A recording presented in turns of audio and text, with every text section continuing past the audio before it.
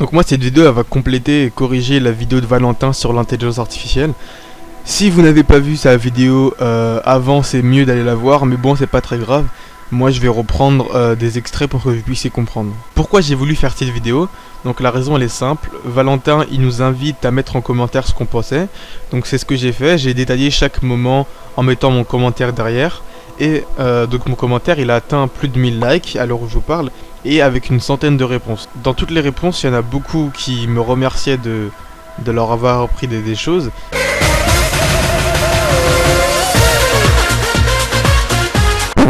Il y a même des personnes qui sont venues me poser des questions sur Twitter. Et donc ça montre qu'effectivement il y a beaucoup de gens qui sont mal informés sur ce sujet, qui pourtant a une place de plus en plus importante dans le monde actuel. Donc là je vais commencer le décryptage, mais avant, si vous avez la moindre question à la fin de la vidéo, soit vous venez me demander sur mon Twitter donc qui s'affiche à l'écran, ou alors directement dans l'espace commentaire. Bon visionnage.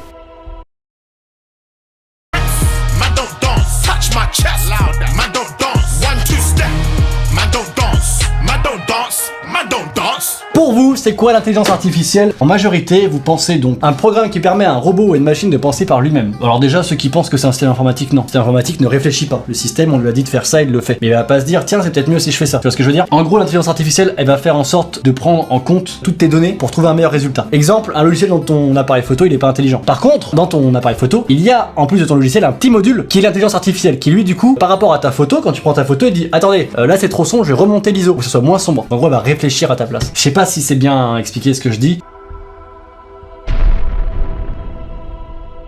Là sur ce point là c'est n'importe quoi, on peut pas se permettre de donner une définition approximative, définir comme ça parce qu'il nous passe par la tête. D'abord ce terme il a été évoqué la première fois à la conférence de Dartmouth en 1956 par Iman Minsky et John McCarthy.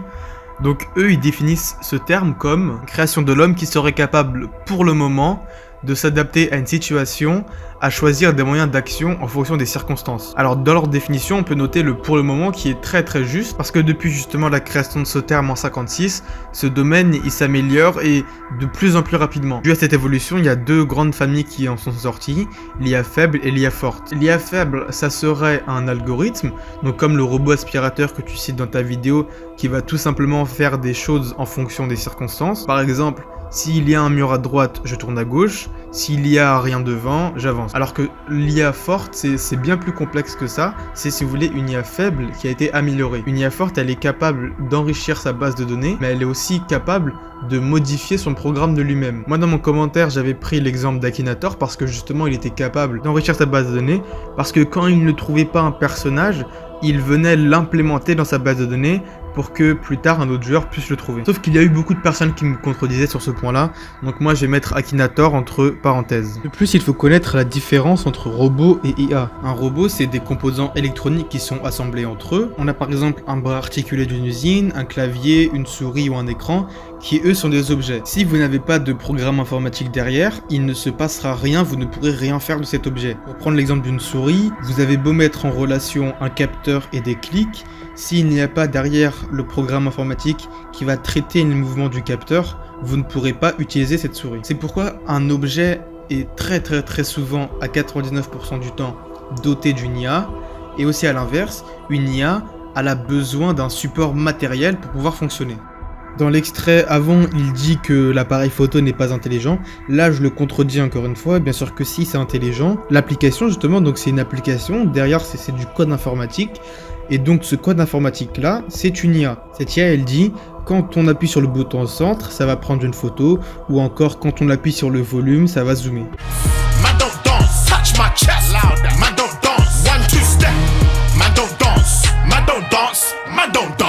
Pour toi, qui en a le plus besoin? J'ai mis du coup, comme dans le sondage qui m'a été envoyé, j'ai mis médecine, usine, artiste, sécurité, militaire, administration, ingénieur, architecte, informatique, bâtiment, partout. Pour moi, la réponse c'est partout. Oui.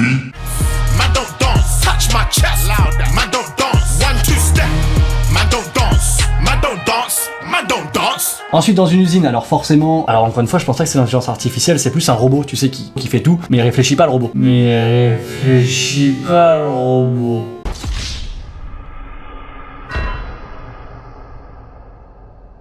Bon là-dessus je vais pas me répéter, je l'ai dit plus tôt, tant qu'il y a un programme informatique derrière, c'est de l'IA, point.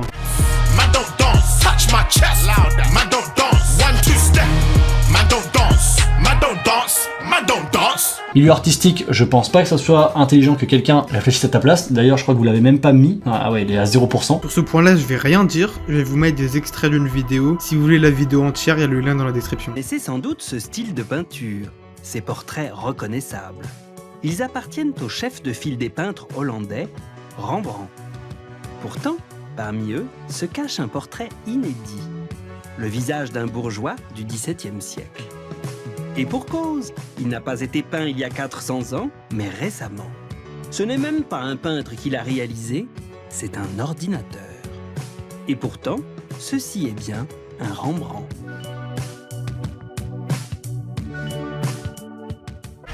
Man don't dance, touch my chest louder. Man don't dance, 1, 2 step. Man don't dance, man don't dance, man don't dance. Sécurité. Ah mais je sais pas. Comment il peut savoir quelqu'un est menaçant? Si quelqu'un est mal intentionné, en fait ça marche aussi pour quelqu'un, je veux dire le mec, s'il met un couteau là, tu vois, il a un couteau. Tu vois pas, il est très souriant, d'un seul coup il poignarde quelqu'un. Est-ce qu'un robot aurait été plus apte à découvrir que cet homme allait poignarder quelqu'un? Ah peut-être qu'il voit avec des rayons X. Alors ça, techniquement, ça serait possible en analysant les expressions faciales. On pourrait par exemple voir une personne de mal intentionnée si elle exprimerait du dégoût, de la peur ou de l'anxiété, des choses comme ça. À ce propos, je vous conseille la série Lie to Me. Donc c'est une série où on suit les aventures d'un inspecteur qui va faire des interrogatoires et qui est très attentif aux expressions faciales des personnes interrogées. Il résout des enquêtes en voyant si les personnes mentent ou pas, des choses comme ça. Malheureusement, j'ai rien trouvé au sujet d'une machine qui remplirait ces fonctions. Soit elle n'existe pas encore, ou alors elle existe mais elle nous l'est cachée. Man don't dance, touch my chest louder. Man don't dance, 1, 2 step. Man don't dance, man don't dance, man don't dance. Militaire, alors militaire, forcément, même si on va se poser 2-3 questions d'ordre moral. J'ai vu un reportage il y a très longtemps, en gros c'était un mini-drone. Il détecte le visage de la cible, donc il se trompera jamais de cible, même s'il y a une barbe ou quoi que ce soit. Les gens ont juste à mettre une photo de sa gueule et il envoie une flèche, mais genre gros comme un truc d'écouteur comme ça. Il tire pile là en fait, il sait où viser et il se barre. Et il y a pas de sang, il y a rien, c'est... Le mec il tombe. Tu vois, regarde, lui, tu vois, le drone il tourne autour de lui, hop, il fait le tour, hop, il a détecté. Et en gros il détecte qui est la personne. Donc lui il est gentil, faut pas le tuer. Mais regarde la taille du truc, mec! Et là regarde. Paf! Cette vidéo elle est fake, je vais vous montrer un mini reportage de Le Monde qui la reprend justement.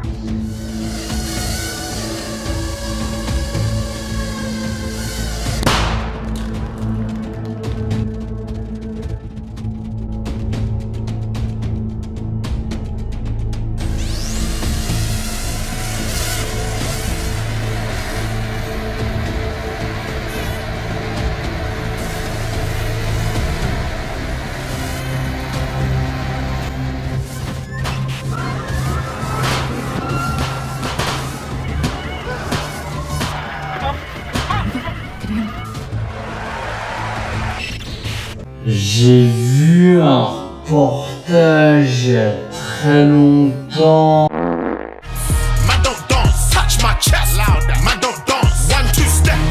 Man don't dance, man don't dance, man don't dance. Administration. Alors ça, vraiment oui. Peut-être que ta mère elle bosse là-dedans. Peut-être que ton père il bosse là-dedans. Mais 60% des gens que j'ai rencontrés dans l'administration, c'est des billes. Ils comprennent rien. Alors que si c'était avec l'intelligence artificielle, eh ben ça serait peut-être mieux géré plus rapidement et on aurait moins de problèmes. Alors moi sur ce point-là, j'ai un exemple concret qui s'est passé le mois dernier. Je travaillais pour le service fibre des FR et on avait une base de données d'environ 8000 adresses. Donc avec ces 8000 adresses, il y avait un travail manuel qui était à faire qui aurait pris aux alentours des 2 semaines à 3 personnes. Sauf que j'ai codé des macros Excel, donc une IA, qui nous a permis de réaliser ce travail en seulement un jour. Man don't dance, touch my chest louder. Man don't dance, 1, 2 step. Man don't dance, man don't dance, man don't dance. Pensez-vous être bien informé à ce sujet? Oui, car je regarde la vidéo de votre caprod. Comme moi, vous êtes beaucoup à penser pas assez, et je pense exactement pareil. Putain, on est vraiment à 2 tiers, quoi. Attention, ça va faire mal. Prépare tes cachets, parce que, attention. Je pense qu'on est bien informé. Alors effectivement, moi aussi je pense qu'il y a beaucoup de personnes qui sont mal informées sur ce sujet.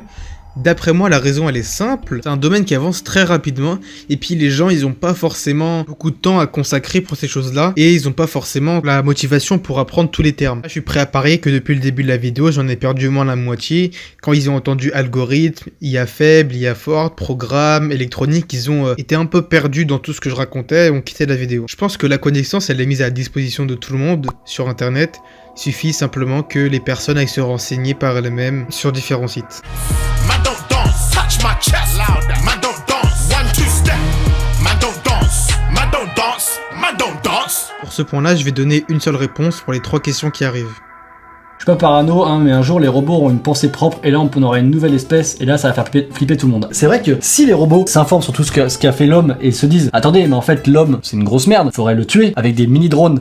On va y revenir souvent ces petits drones, hein. Est-ce que ça va arriver? Moi j'ai peur de ça. Vous sentez-vous en sécurité face à l'intelligence artificielle? Putain elle est dure cette question, je suis comme les gens là, je suis partagé. Et ben c'est la question que je vous pose dans les commentaires. Dites-moi oui ou non et expliquez-moi pourquoi. Voilà, comme ça tout le monde peut y répondre. Avez-vous peur de l'intelligence artificielle et vous êtes oui à 40% et non à 60%? Ça me rassure. N'ayez pas peur parce qu'on est déjà dedans, on est en plein dedans. Là où ça peut faire peur, c'est plus tard. Je pense encore une fois que l'humain saura se défendre. Combien de temps, je sais pas. Mais dans 100 ans, on en reparlera. Si je suis encore vivant, j'aurai 126 ans, ça va être chaud, mais qui ira verra.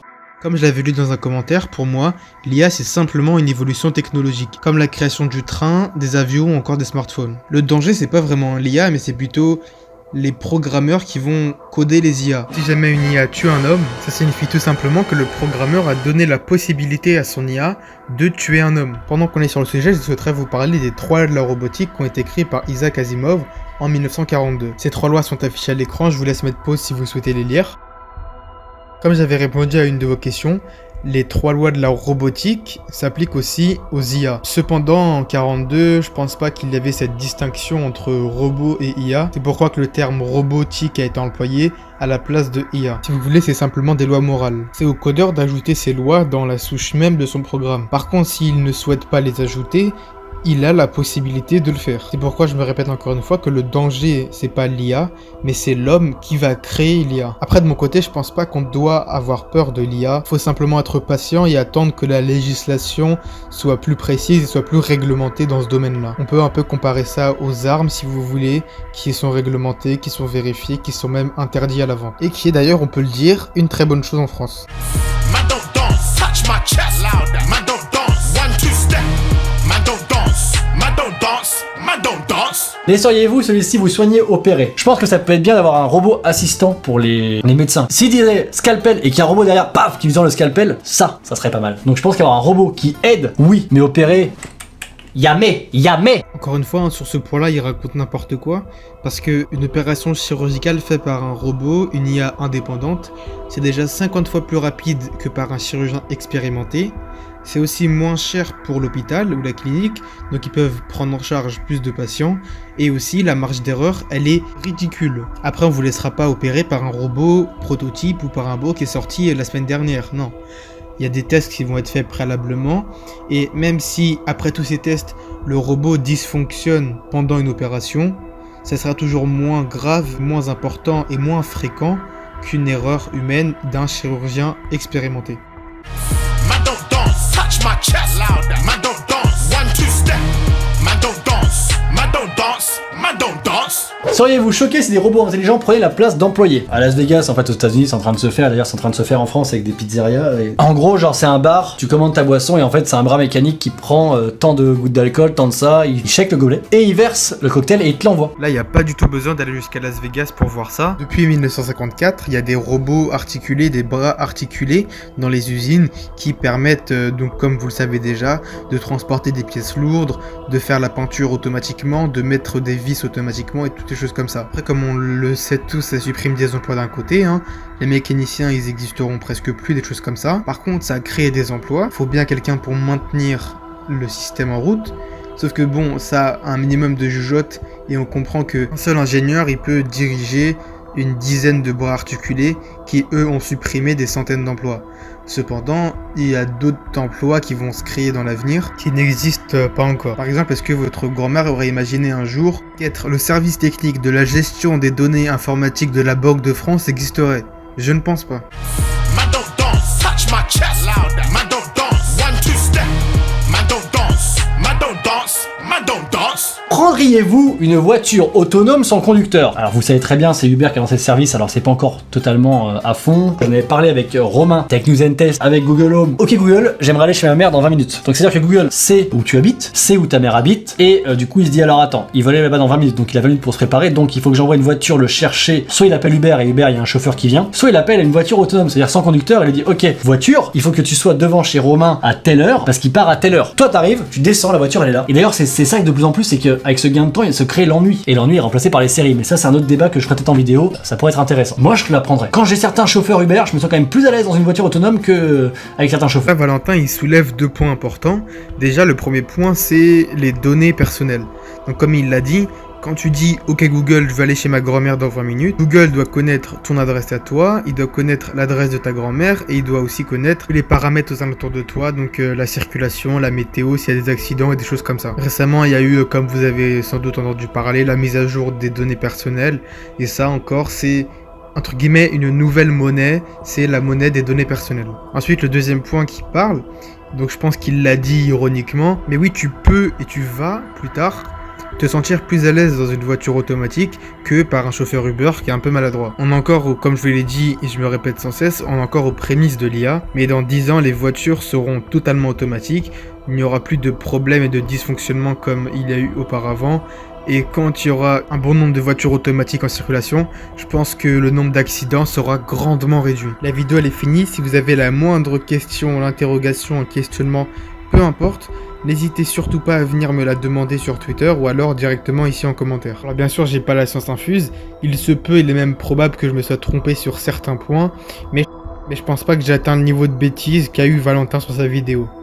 Lol. La vidéo m'a demandé énormément de travail, donc si vous êtes arrivé jusqu'à là, je vous invite à laisser un like, à vous abonner, surtout à la partager, donc à un proche, un petit tweet, un petit post Insta ou quelque chose comme ça.